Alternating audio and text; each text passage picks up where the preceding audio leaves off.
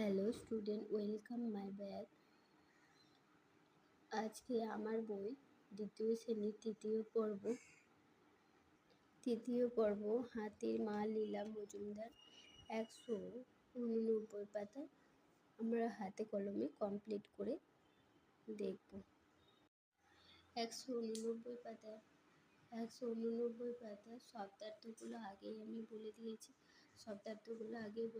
কিন্তু হাতে কলমেগুলো তোমাদের দেখিয়ে দিই বা বলে দিই, তোমরা প্রত্যেকে দেখো, ঠিক আছে? প্রথম কোশ্চেন কি আছে বলো? নিজে প্রশ্নগুলি উত্তর লিখে। এগুলো বারবার পড়বে, যত ভালো প্রশ্নর উত্তরগুলি লেখো, এগুলো বলতে পারবে বা পড়তে পারবে, তত তোমাদের সহজ হবে। সকল প্রিয় ছাত্রছাত্রীদেরকে বলি একটা কথা, বারবার প্রশ্নগুলো খুব ভালো করে পড়বে। প্রশ্নগুলো যদি খুব ভালো করে পড়ো আর টেক্সট যদি ভালো করে পড়ো, কোথাও তোমাকে উত্তর খুঁজতে হবে না, টেক্সটের মধ্যেই তুমি উত্তর পেয়ে যাবে। দেখো প্রথম কোশ্চেন কি আছে, বলেছে বুনো জানোয়াররা কোথা থেকে জল খায়। চলো দেখি, তোমরা 187 পাতায় চলে এসো। প্রথমেই আছে দেখো, ভোর হওয়ার কিছু আগেই কোনো পুকুর বা নদীর ধারে এসে পেট ভরে জল খায়। তাহলে কোথায় জল খায়? নদী বা পুকুরে।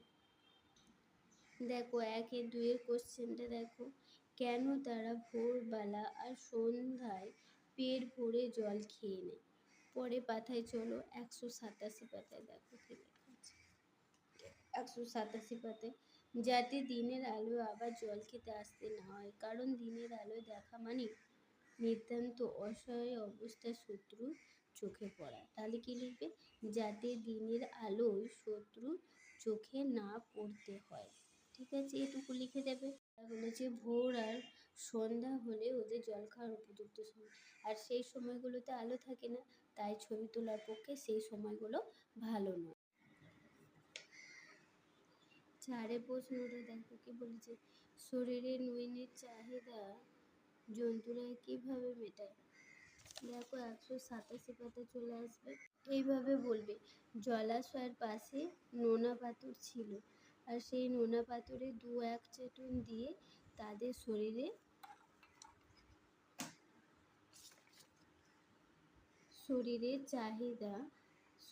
নুনের চাহিদা জন্তুরা মেটায়, ঠিক আছে? 1 5 দেখো, ক্যামেরাম্যানের শখটি কি। এটা বলবে যে কোন জানোয়ার কিভাবে জল খায় তার ছবি তোলে। এটাই ক্যামেরাম্যানটির শখ ছিল, এই যে কোনো জানোয়ার কিভাবে জল খায় তার ছবি তোলে, এটাই ক্যামেরাম্যানের শখ।